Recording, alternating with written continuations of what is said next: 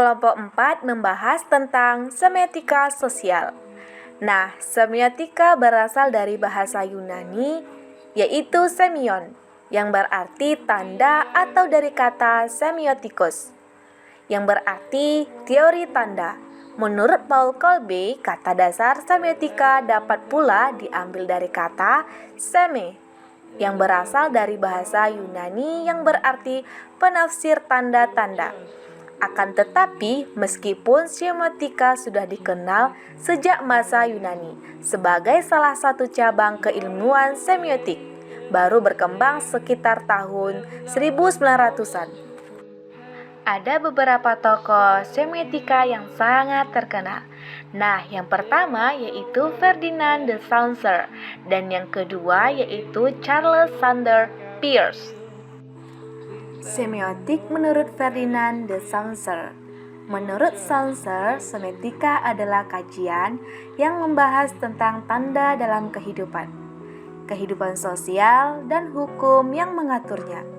Beliau sangat menekankan bahwa tanda itu memiliki makna tertentu karena sangat dipengaruhi oleh peran dan bahasa. Semiotik menurut Peirce. Terdapat sebuah analisis yang berkaitan dengan esensi tanda dan mengarah pada pembuktian bahwa setiap tanda akan ditentukan oleh objeknya. Nah, ada beberapa objek dibagi menjadi 3. Yang pertama yaitu menjadi tanda yang berupa icon apabila diikuti oleh sifat objeknya. Dan yang kedua menjadi tanda yang berupa indeks ketika kenyataan dan keberadaannya berkaitan dengan objek individual. Dan yang ketiga menjadi tanda yang berupa simbol ketika sesuatu hal yang diinterpretasikan sebagai objek denotatif akibat kebiasaan yang berlaku. Semiotika sosial.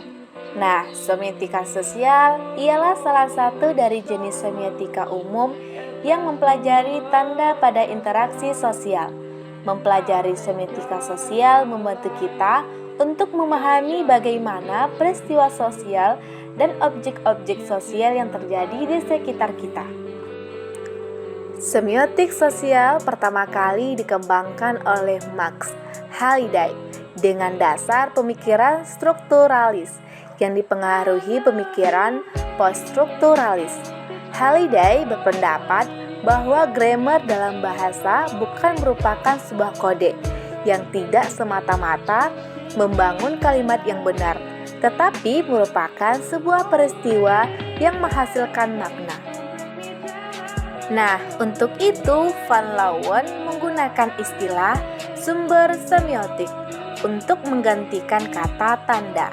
Sumber semiotik, kata yang dianggap lebih tepat menggantikan kata tanda dalam semiotik sosial, merupakan sebuah tindakan atau artefak yang digunakan dan tercipta dalam peristiwa komunikasi.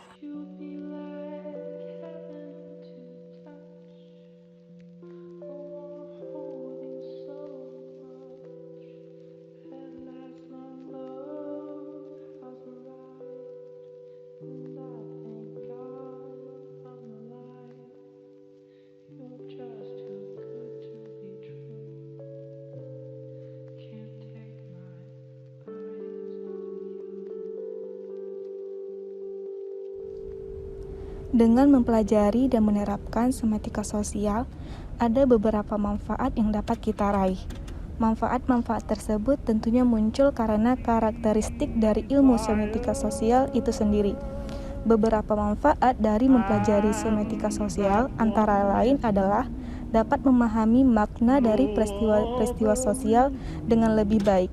Nah, adanya kajian semiotika sosial dapat membantu kita untuk menjernihkan diri dan memahami peristiwa sosial dengan lebih mendalam dan tidak sebatasnya hanya dari penampakannya saja.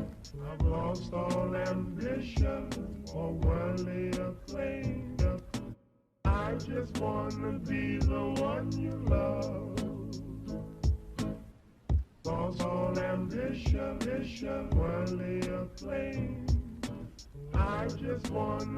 the one you love. I've lost all ambition or worldly acclaim. I just wanna be the one you love. Nah, selain manfaat di atas, mempelajari semiotika sosial juga dapat membuat kita memahami sesuatu dengan lebih waspada, karena terdapat asumsi bahwa semua hal yang ada dalam dimensi sosial adalah rangkaian tertentu yang memiliki makna-makna. Dengan kata lain, sebuah peristiwa tertentu dapat disengaja dibuat seperti yang terjadi pada aslinya. Namun, makna yang sesungguhnya tidak sama dengan makna yang asli, yang diduga pada awal kalinya.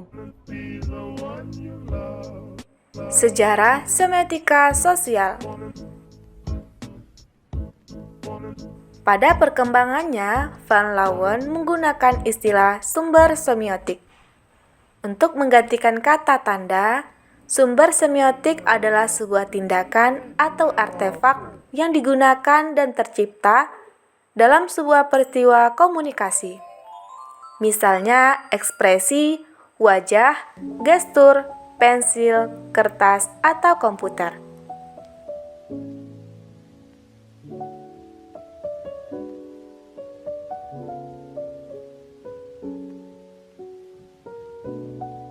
Sumber-sumber semiotik tidak terbatas pada perkataan, tulisan, atau gambar.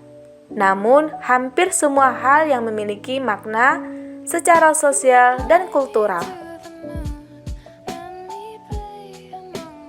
Sejarah semiotika sosial, Mac Halliday disebut sebagai ilmuwan yang awal kali memulai kajian semiotika sosial secara sistematis. Halliday memiliki pandangan strukturalis yang dipengaruhi pemikiran poststrukturalis.